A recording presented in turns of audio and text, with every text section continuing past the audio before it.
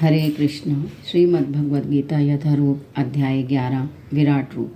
अर्जुन ने कहा, आपने जिन अत्यंत गुह्य आध्यात्मिक विषयों का मुझे उपदेश दिया है उसे सुनकर अब मेरा मोह दूर हो गया है। हे कमल नयन, मैंने आपसे प्रत्येक जीव की उत्पत्ति तथा लय के विषय में विस्तार से सुना है और आपकी अक्षय महिमा का अनुभव किया है।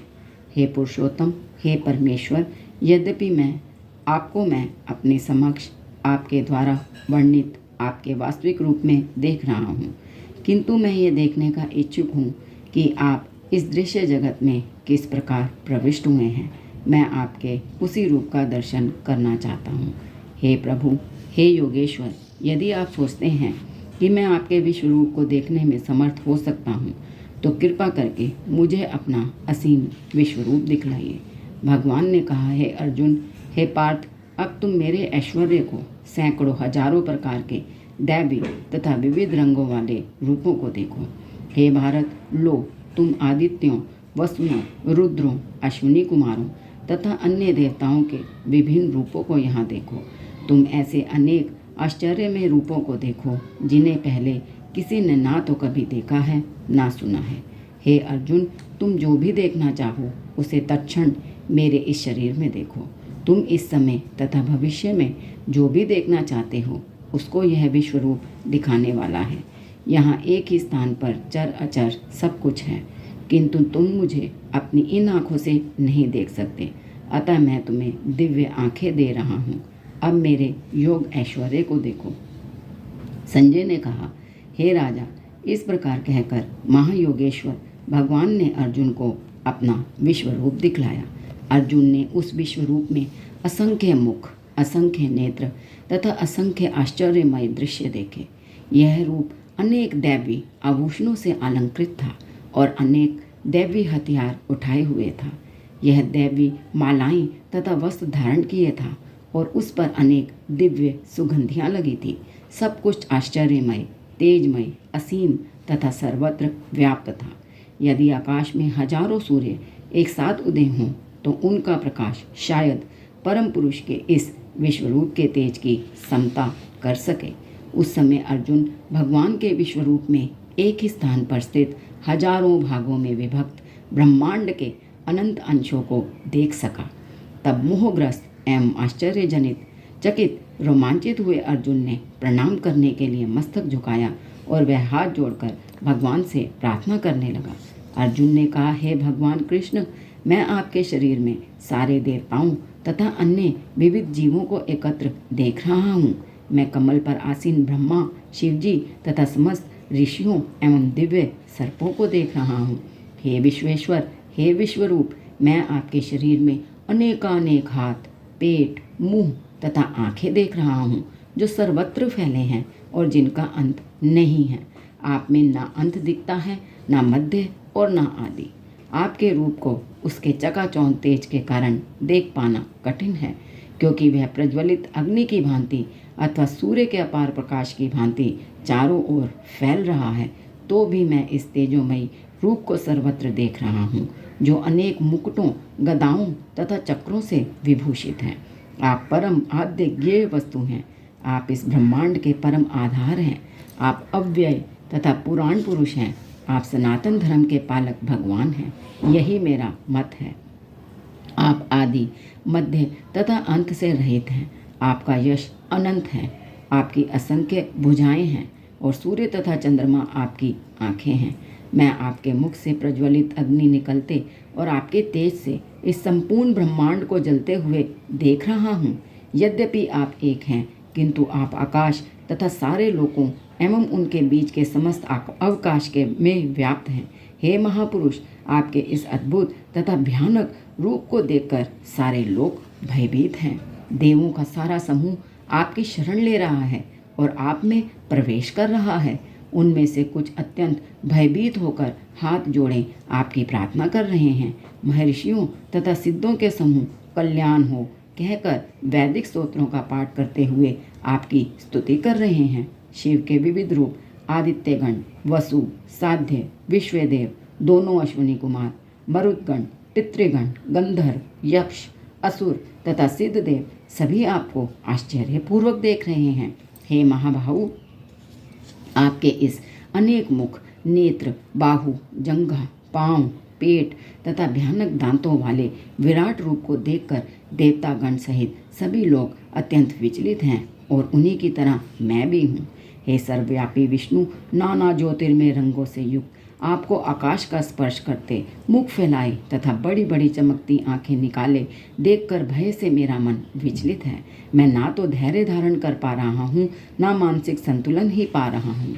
हे देवेश, हे जगन्निवास, आप मुझ पर प्रसन्न हो। मैं इस प्रकार से आपके प्रलयाग्नि स्वरूप मुखों को तथा विकराल दांतों को देखकर अपना संतुलन नहीं रख पा रहा। मैं सब ओर से मोहग्रस्त हो रहा हूँ। धृतराष्ट्र के सारे पुत्र अपने समस्त सहायक राजाओं सहित तथा भीष्म, द्रोण, कर्ण एवं हमारे प्रमुख योद्धा भी आपके विकराल मुख में प्रवेश कर रहे हैं। उनमें से कुछ के शिरों को तो मैं आपके दांतों के बीच चूर्णित हुआ देख रहा हूँ। जिस प्रकार नदियों की अनेक तरंगें समुद्र में प्रवेश करती हैं, उसी प्रकार ये समस्त महान योद्धा भी आपके प्रज्वलित मुखों में प्रवेश कर रहे हैं। मैं समस्त लोगों को पूर्ण वेग से आपके मुख में उसी प्रकार प्रविष्ट होते देख रहा हूँ, जिस प्रकार पतंगे अपने विनाश के लिए प्रज्वलित अग्नि में कूद पड़ते हैं। हे विष्णु, मैं देखता हूँ कि आप अपने प्रज्वलित मुखों से सभी दिशाओं के लोगों को निगले जा रहे हैं। आप सारे ब्रह्मांड को अपनी तेज से आपूरित करके अपने विकराल झुलसाती किरणों सहित प्रकट हो रहे हैं। हे देवेश, कृपा करके मुझे बतलाइए कि इतने उग्र रूप में आप कौन हैं। मैं आपको नमस्कार करता हूँ। कृपा करके मुझ पर प्रसन्न हो। आप आदि भगवान हैं। मैं आपको जानना चाहता हूँ, क्योंकि मैं नहीं जान पा रहा हूँ कि आपका प्रयोजन क्या है। भगवान ने कहा, समस्त जगतों को विनष्ट करने वाला काल मैं हूँ और मैं यहाँ समस्त लोगों का विनाश करने के लिए आया हूँ। तुम्हारे पांडवों के सिवा दोनों पक्षों के सारे योद्धा मारे जाएंगे। अतः उठो, लड़ने के लिए तैयार हो और यश अर्जित करो। अपने शत्रुओं को जीतकर संपन्न राज्य का भोग करो। ये सब मेरे द्वारा पहले ही मारे जा चुके हैं और हे सव्यसाची, तुम तो युद्ध में केवल निमित्त मात्र हो सकते हो। द्रोण, भीष्म, जयद्रथ, कर्ण तथा अन्य महान योद्धा पहले ही मेरे द्वारा मारे जा चुके हैं। अतः तुम उनका वध करो और तनिक भी विचलित ना हो। तुम केवल युद्ध करो। युद्ध में तुम अपने शत्रुओं को परास्त करोगे। संजय ने धृतराष्ट्र से कहा, हे राजा, भगवान के मुख से इन वचनों को सुनकर कांपते हुए अर्जुन ने हाथ जोड़कर उन्हें बारंबार नमस्कार किया। फिर उसने भयभीत होकर अवरुद्ध स्वर में कृष्ण से इस प्रकार कहा। अर्जुन ने कहा, हे ऋषिकेश, आपके नाम के श्रवण से सारा संसार हर्षित होता है और सभी लोग आपके प्रति अनुरक्त होते हैं। यद्यपि सिद्ध पुरुष आपको नमस्कार करते हैं, किंतु असुरगण भयभीत हैं और इधर उधर भाग रहे हैं। यह ठीक ही हुआ है। हे महात्मा, आप ब्रह्मा से भी बढ़कर हैं। आप आदि सृष्टा हैं, तो फिर वे आपको साधारण नमस्कार क्यों ना करें।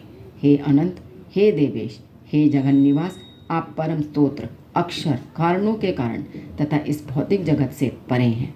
आप आदि देव, सनातन पुरुष तथा इस दृश्य जगत के परम आश्रय हैं। आप सब कुछ जानने वाले हैं और आप ही वह सब कुछ हैं जो जानने योग्य है। आप भौतिक गुणों से परे परम आश्रय हैं। हे अनंत रूप, यह संपूर्ण दृश्य जगत आपसे व्याप्त है। आप वायु हैं तथा परम नियंता भी हैं। आप अग्नि हैं, जल हैं तथा चंद्रमा हैं। आप आदि जीव ब्रह्मा हैं और आप प्रपितामह हैं।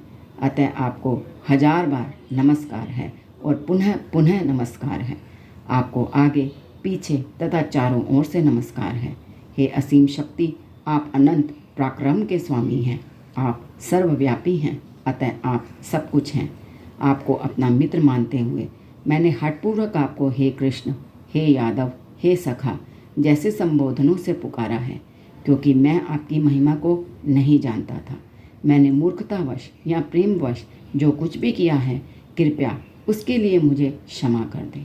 यही नहीं, मैंने कई बार आराम करते समय, एक साथ लेटे हुए या साथ साथ खाते या बैठे हुए, कभी अकेले तो कभी अनेक मित्रों के समक्ष आपका अनादर किया है।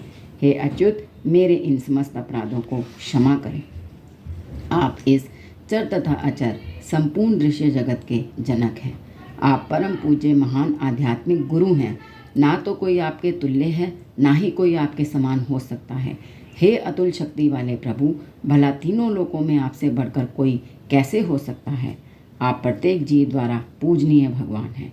अतः मैं गिर कर सादर प्रणाम करता हूँ और आपकी कृपा की याचना करता हूँ। जिस प्रकार पिता अपने पुत्र की ढिठाई सहन करता है, या मित्र अपने मित्र की धृष्टता सह लेता है, या प्रिय अपनी प्रिया का अपराध सहन कर लेता है, उसी प्रकार आप कृपा करके मेरी त्रुटियों को सहन कर लें। पहले कभी ना देखे गए आपके इस विराट स्वरूप का दर्शन करके मैं पुलकित हो रहा हूँ, किंतु साथ ही मेरा मन भयभीत हो रहा है।